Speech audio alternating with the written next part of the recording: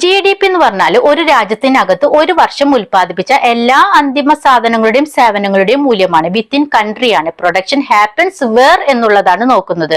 അതായത് എക്സാമ്പിൾ ആയിട്ട് പറയുകയാണെങ്കിൽ ഒരു ജാപ്പനീസ് കമ്പനി ഇന്ത്യയിൽ വന്ന് പ്രവർത്തിച്ച് ലാഭമുണ്ടാക്കി കഴിഞ്ഞാൽ നമ്മളത് GDP-യിലാണ് ആഡ് ചെയ്യുക. ഇനി GNP എന്ന് പറഞ്ഞാൽ ഒരു രാജ്യത്തിനകത്തെ പൗരന്മാരും കമ്പനികളും ലോകത്തെവിടെയായാലും ഒരു വർഷം ഉൽപ്പാദിപ്പിച്ച അന്തിമ സാധനങ്ങളുടെയും സേവനങ്ങളുടെയും മൂല്യമാണ്. അതായത് പ്രൊഡക്ഷൻ ഡൺ ബൈ ഹൂം എന്നുള്ളതാണ് നോക്കുന്നത്.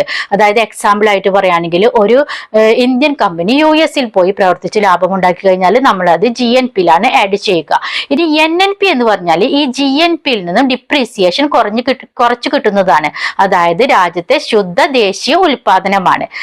എന്താണ് ഡിപ്രീസിയേഷൻ? ഡിപ്രീസിയേഷൻ എന്ന് പറഞ്ഞാൽ നമ്മൾ ഉൽപാദനം നടത്തുന്ന സമയത്ത് നമുക്ക് തേയ്മാന ചെലവുകൾ വരും. അതായത് യന്ത്രങ്ങള്, കെട്ടിടങ്ങള്, ഭൂമി തുടങ്ങിയവ കാലപ്പഴക്കം കൊണ്ടോ അല്ലെങ്കിൽ അവയ്ക്ക് മൂല്യശോഷണം സംഭവിക്കുകയോ ചെയ്യും. അപ്പൊ ഇത് കിഴിച്ചു കിട്ടുന്നതാണ്